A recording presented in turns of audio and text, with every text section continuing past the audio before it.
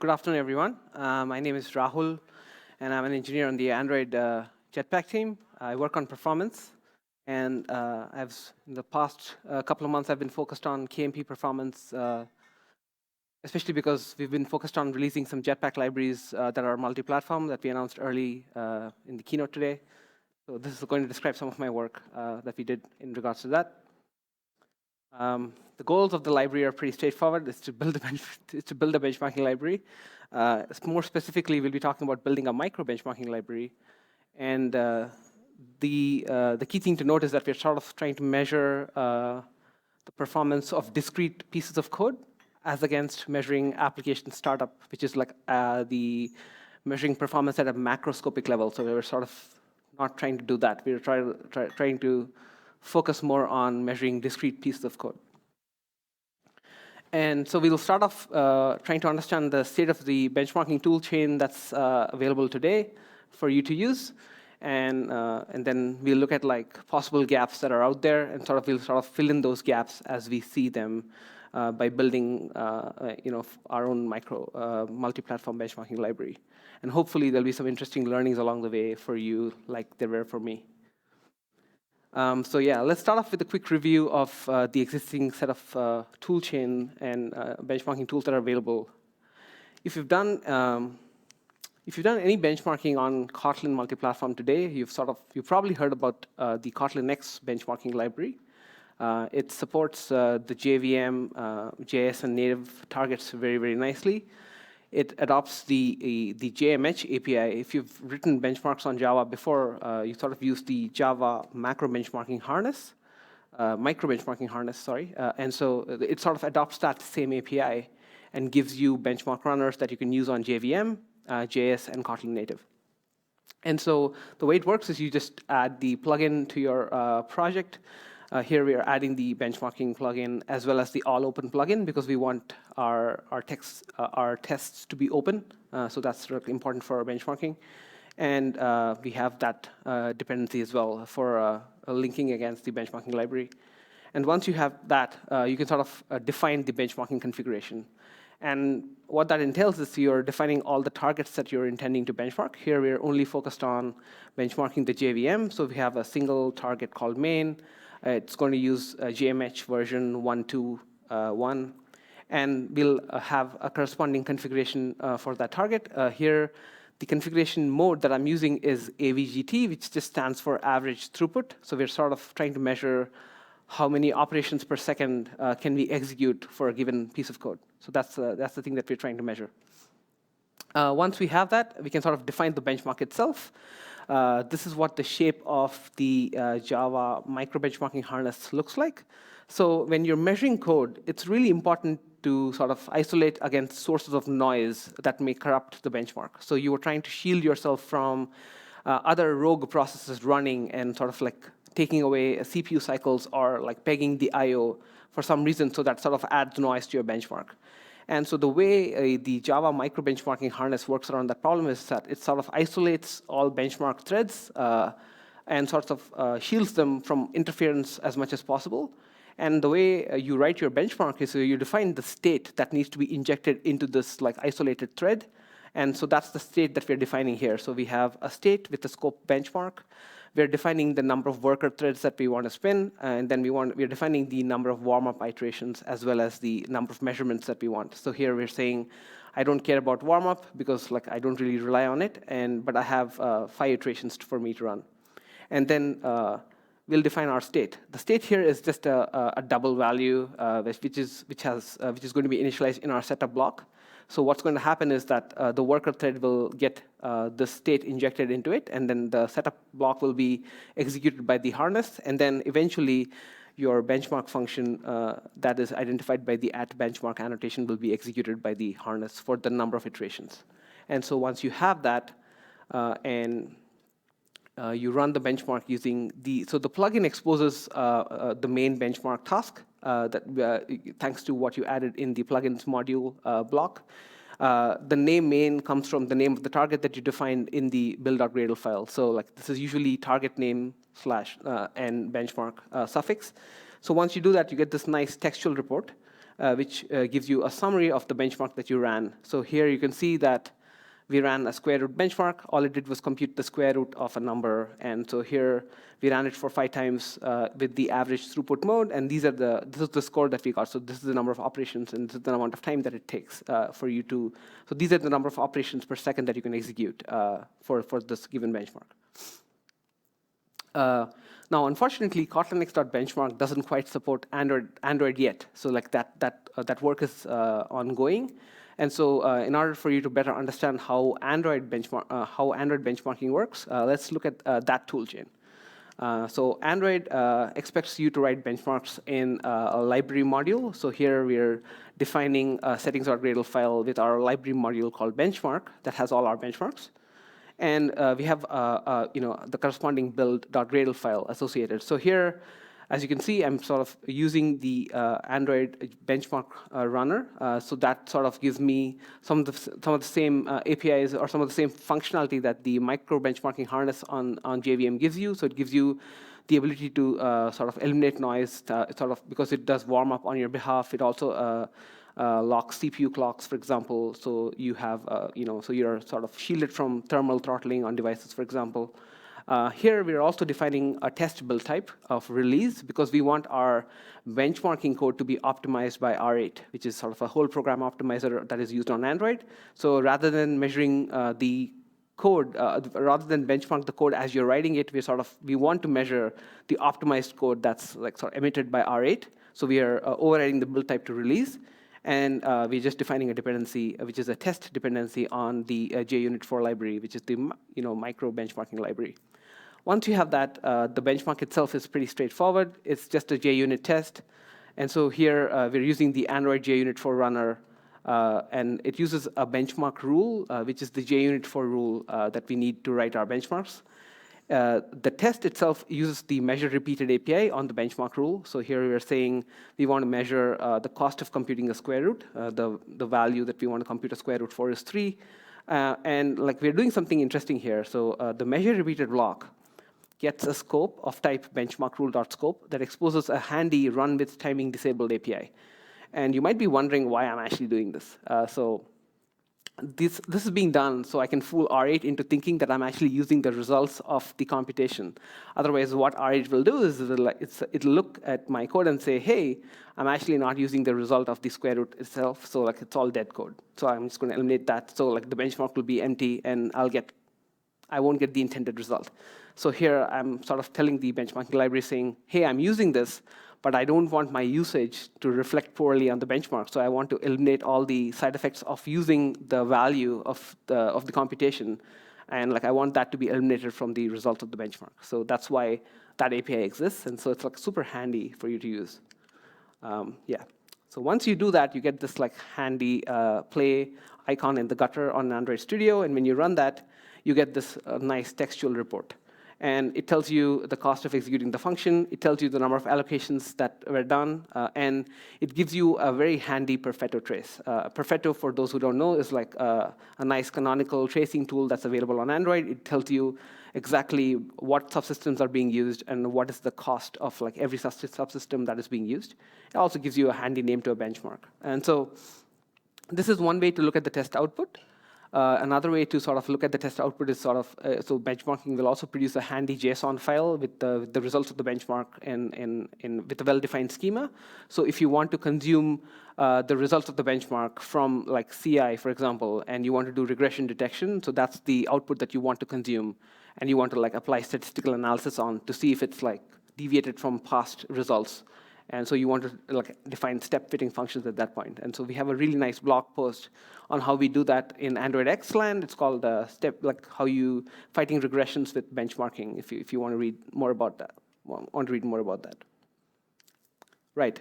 Now, so far I've talked about pretty much every possible target that you want to write benchmarks for, except for the one like elephant in the room, which is what do we do for like Darwin, which is the platform for all of Apple, right? Like so iOS, watchOS, tvOS, and like macOS. Like how do we write actual benchmarks for them? We don't have an answer today, and so like that's the gap that I'm trying to fill today. So even though I am an Android engineer, here I am like giving a talk on how to write Kotlin, multi-platform benchmarks for iOS. So that's the gap I'll try and fill. Right. To first understand how to write benchmarks from Kotlin multi-platform side, like I think it's good if we start off like on understanding how to write benchmarks in general on iOS, and it's remarkably similar to what we do on Android. So like benchmarks on iOS look like traditional tests. So here you can see my benchmark extend the XC test case, so it's just a test, and I'm defining a test function. And on iOS, there's this convention that a function is a test function if it's prefixed by the word test. So XC test uses reflection, figures out all the methods defined with the prefix test, and just treats them as test methods. And so here I'm just defining a bunch of measurement options. I'm setting the iteration count to 5, and I'm just sort of calling self.measure. And there's a handy measure method on XC test where you can give it the list of metrics that you're interested in. So I'm saying I'm interested in the CPU metric and the clock metric. So it gives me the number of CPU instructions and the amount of clock monotonic time that it took to execute an operation. And I'm computing the square root like we saw before. And then outside, I'm using the results. And again, I get a handy play button on the gutter for Xcode. And when I run this, Xcode gives me this nice report. It says, hey, I ran your sample tests. And here are the test results. So here you can see the number of CPU instructions, the number of CPU cycles, the average time, and the standard deviations for each of the metrics that I wanted to measure. And the standard deviation usually gives you a good estimate of like how many iterations you should like measure and sort of get stable numbers from. So if you're seeing standard deviations more than a certain value, that means your measurements may not be stable enough. So you may just like crank up the number of iterations, for example. So that's like a good way to know. So yeah, so that's how you write benchmarks on iOS in general. Now, Xcode also has this really handy baselining function.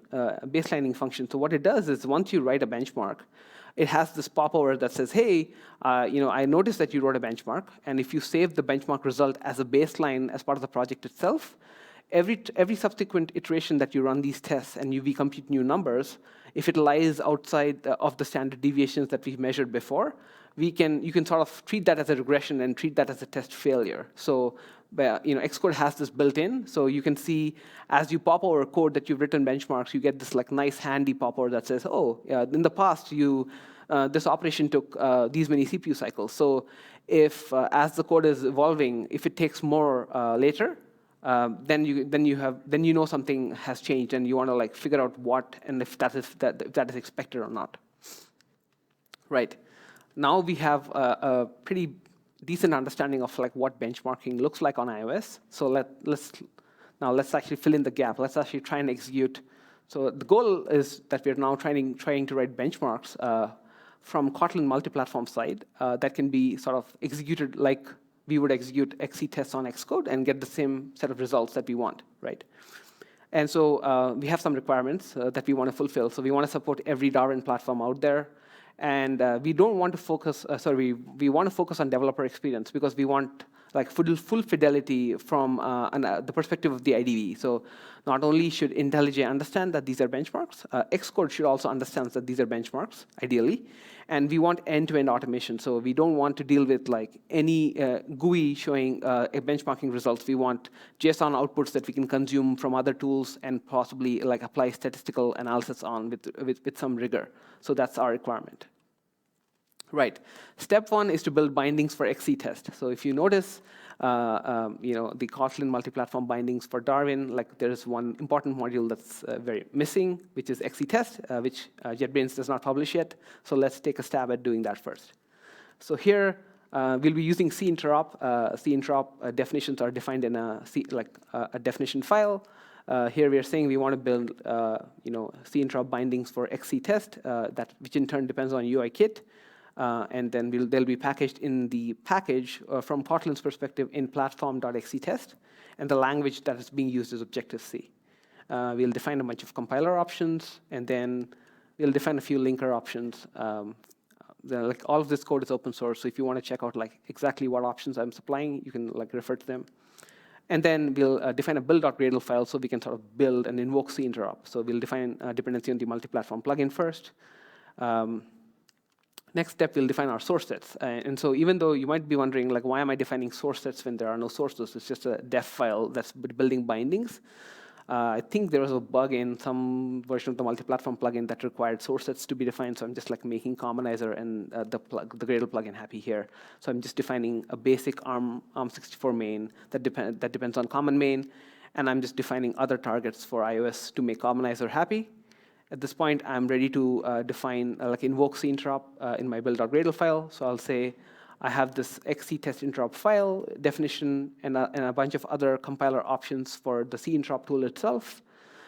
This compiler option happened to be another interesting discovery in talking to folks at JetBrains who work on Kotlin native. So like a lot of these options seem arcane and unnecessary. Like I don't know what they do. I just like that's what is necessary for you to build the bindings. So so when you have problems, let's reach out to engineers who know more. And so that's what I did, right? Finally, we can package all this code in a framework. So all of this code is packaged in an XC framework named Android X benchmark XC test. That's what I called it. That's what the that's what the name of the XC framework where all this code will live in will be called, right? Now we sort of generated bindings for XC test and XC test case and all the other things that we need, but like they're not necessarily Kotlin-friendly APIs because they're designed for Objective-C or Swift programmers. So we can sort of do a little bit more work and introduce a level of indirection so we have a slightly more pleasant API from Kotlin multi-platform perspective. So let's do that. So in our common main for this new module, we'll define an expect class measure options, which is just holding on to an iteration count of type unsigned long. So it's pretty straightforward. There's not much going on. Next step, we'll define an interface called test case context with two functions. It has a teardown block when it wants to tear down a test case, and it has a measure with metrics API. And this is remarkably similar to the XC test API that has the measure block with the metrics and the Kotlin block. So here, that's what we are defining. So this is essentially like a placeholder interface that we can substitute with an implementation coming from Xcode side with the XC test API itself. So that'll be like that's what the implementation will use. But here's just the marker interface that we're defining. Next, we'll define a test case class. And this is a test case is essentially one that we'll be using for writing individual benchmarks. And so they'll have a setup phase, they'll have a benchmark that gets a test case context. And this API can be even more Kotlin friendly if I made it a scoped extension on test case context, but I'm not doing that just for simplicity. And then we want a test description that we want to emit in the textual reports and the JSON reports. So like that way you know exactly what the test was doing for a given benchmark. So it's just a friendly test description. All right, now let's actually like fill in the platform-specific implementation. So in the ARM64 main, we'll just literally type alias measure options to XCT measure options because that's what Xcode already gives you. That's what the library already gives you. Next, we'll sort of use XC test case and provide an implementation for the test case context. So essentially what we're doing is we're defining a context wrapper that implements test case context and literally delegates to the XC test case instance for our teardown block and the measure with metrics API. So that way, the users of this API don't need to know that all the implementation is being provided by XC test, but they can just continue to use those interfaces like they would be normal Kotlin Kotlin multi-platform interfaces. Right. Finally, let's fill in the build.gradle. So we'll define ARM64 main, depends on common main, and then we'll actually define a dependency on our C interop bindings to XC test, which is what we need to sort of bring in those dependencies. Finally, we'll define an XC framework config. We'll call this module Android X Darwin benchmarks because this is going to hold not just the bindings for, not just the wrappers, but we'll also define like the eventual benchmarks themselves. So this will be the benchmark module, and then we'll sort of like package all that code into the framework file. So now we have a way to like consume this from Xcode's perspective because it's just another XC framework. Right. Now we did all the hard parts. Like now we have a wrapper API that's somewhat Kotlin friendly, and we have an implementation that's coming from C interop. So now we can actually start writing our Kotlin multi-platform benchmarks. So here, here's an example benchmark. So here we're measuring the cost of array list allocations. Our benchmark function gets an instance of test case context that's actually injected by the test harness. And here we're saying, hey, I want to measure the CPU metrics and the clock metrics like I showed you before. And instead of computing a square root, I'm doing, I'm allocating an array list of size 1,000 100 times just to see how long it takes. And my test description says I'm allocating an array list of a given size. So pretty straightforward, right? Now, in our build file, we're sort of defining the dependency on the previous module that we defined, where we are defining the wrapper the wrapper helpers that make the API easy to consume. And again, we're sort of packaging all this code into the same into a module with the same name. Interestingly, we're also exporting the other module that we defined because all this code will need to include all the necessary transitive dependencies also. So eventually all this code is being packaged into a single XC framework file. So the wrapper library as well as all the benchmarks are all packaged into the same framework. Right.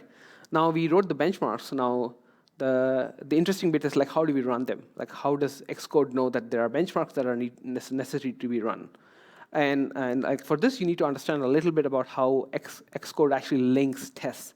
So what Xcode does under the hood is Xcode actually like delays linking of the XC test framework because Apple really wants you to not ship dependencies like app dependencies that rely on XC test into production. So like because of the way the build systems work, so Xcode delays linking of the framework. And so if you were to ever ship your app and like you imported XC test anywhere in your app, it would just literally crash because that's what.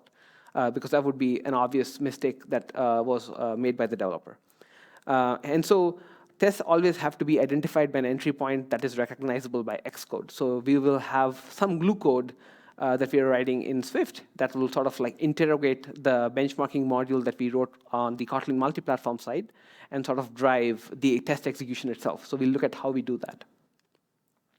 So for that, we need a way to be able to discover a list of all the benchmarks that are contained inside a module. So for that, we'll just define test cases a companion object, which has a static method called benchmark test. Literally returns a list of all the benchmarks that are associated and that are being packaged inside a single XC framework. So that's how the Xcode side can ask the module saying, hey, give me a list of all the benchmarks you want me to run, and then like it'll do its thing to run the benchmark. Now let's look at some Swift code. So here's the glue code that you need to write. So essentially what we're doing here is we're wrapping every single test case with its own XC test instance. And so what the XC test is doing is literally delegating to the test case instance that it got from the Kotlin multiplatform side. And so if you look at, so it has a handle to the test case object, and it's delegating to the setup on the test case when Xcode is asking like you to set up your test. And then we have a method called run benchmark that we'll look into more detail. The run benchmark is sort of interesting because notice we have an @Objective-C. So the reason why we're doing this is because typically, like I said before, Xcode uses test names to discover if a method is a test or not. And we're sort of going to take we're going to take more control. We don't want to we rely on naming because like Kotlin multi-platform compiler will like do name mangling, and we don't want to like rely on like ABIs for names of methods that are carried over from the multi-platform side. Rather than that, so we're sort of explicitly defining names. So we have a method called run benchmark. All it's doing is it's calling context.runActivity with the test description that is coming from the test case. And inside the block, it's creating an instance of the test case context wrapper that we defined from the multi-platform side, and it's injecting a reference to itself because that's the one that's going to drive the test. And it's literally calling benchmark with the context and the context just happens to be an instance of the XC test case itself. So it's pretty straightforward.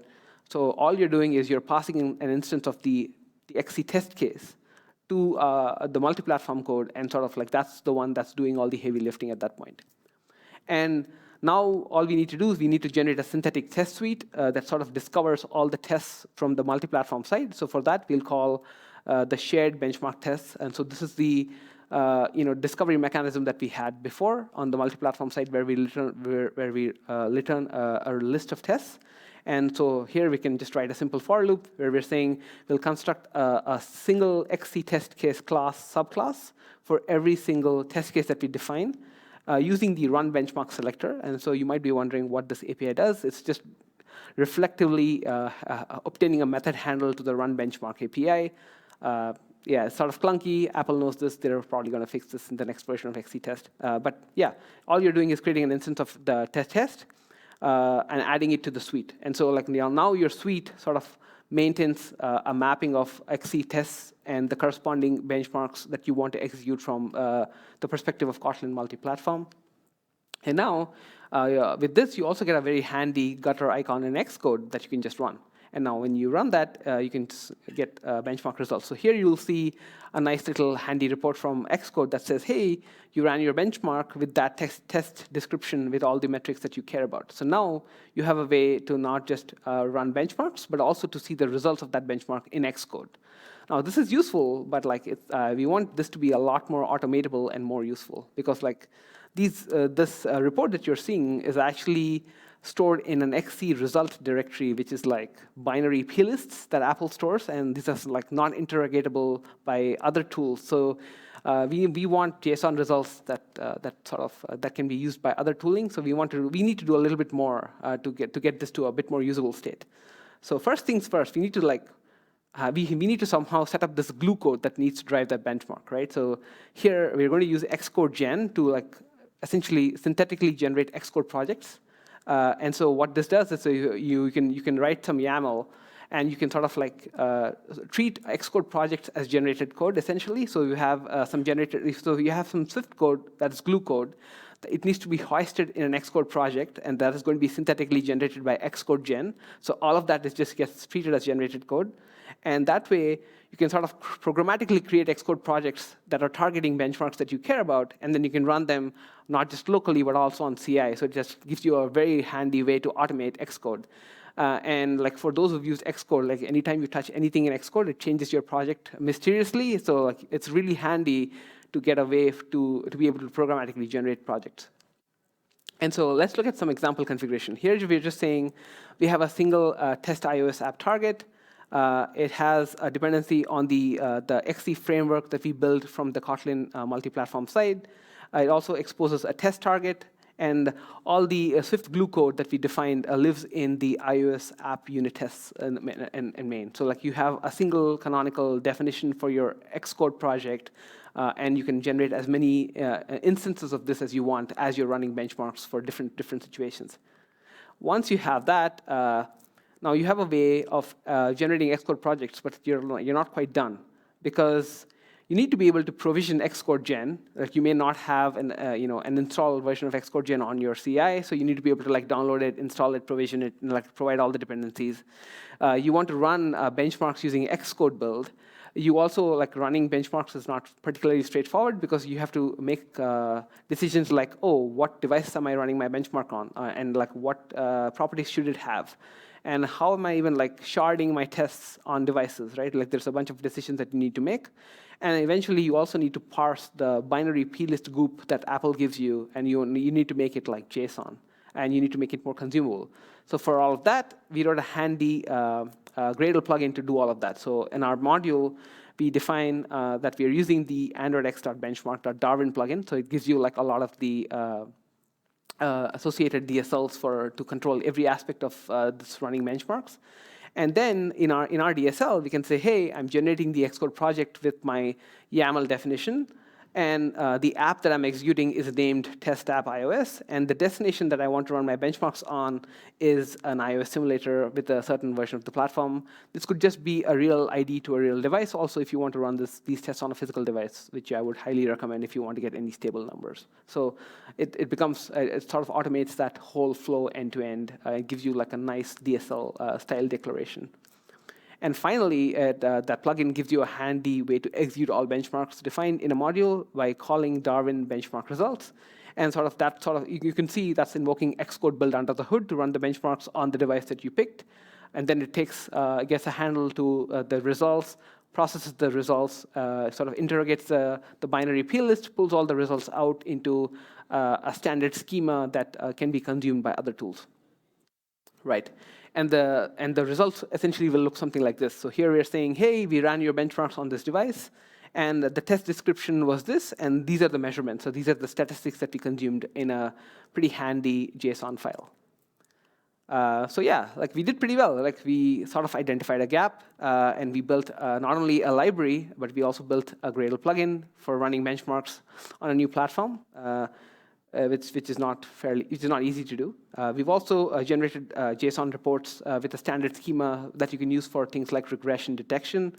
And this is not hypothetical. This is actually being actively done by Jetpack libraries today. Like Collections uses it.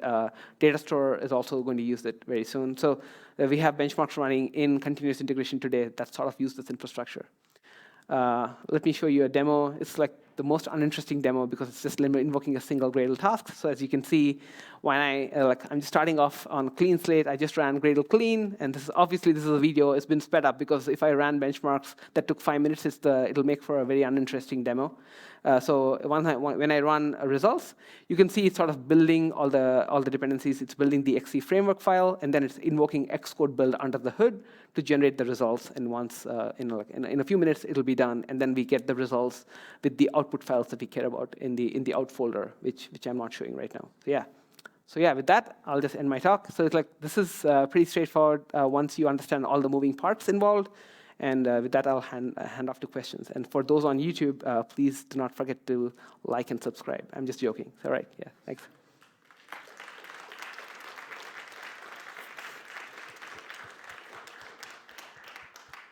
Yeah.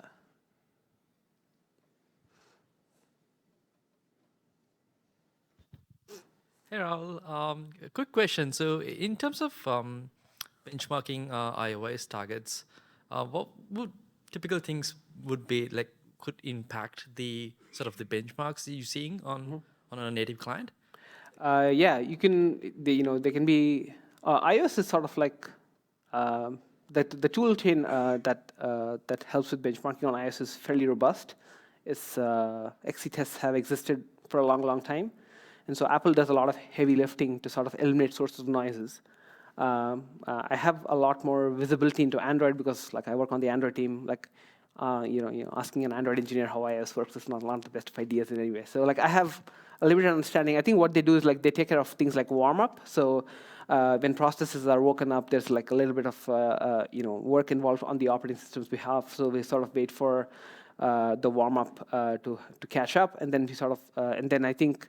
Especially with critical sections of code, like one of the metrics that I did not show is called a trace section. It's called a trace section metric, where you can sort of like insert a trace section around a critical section of code. That's a lot more dynamic, so you don't have to like write the actual code block yourself. You can say, I have this critical section of code called something, and then like just make sure I insert probes around that section. And I think that shows up automatically in things like instruments, for example. So like they do a lot of heavy lifting to make benchmarking very, very easy. And then they give you all the metrics that you want. So I think some of the things that actually are problematic are on CI. I think you have to be a bit more careful about like other things that may be running benchmarks on CI. So I think one of the things that the Gradle plugin does, it makes sure that tests are sharded correctly and they're using resources very efficiently. Because if you're running too many benchmarks on the same physical hardware, your benchmarks may be affecting other benchmarks. So because of the number of processes that are running, the number of threads that are running, and so on. So you have to be cognizant of like how you're using those resources. Thank you.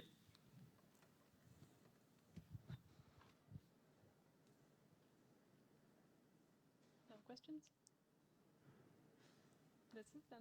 Right. With that, thank you.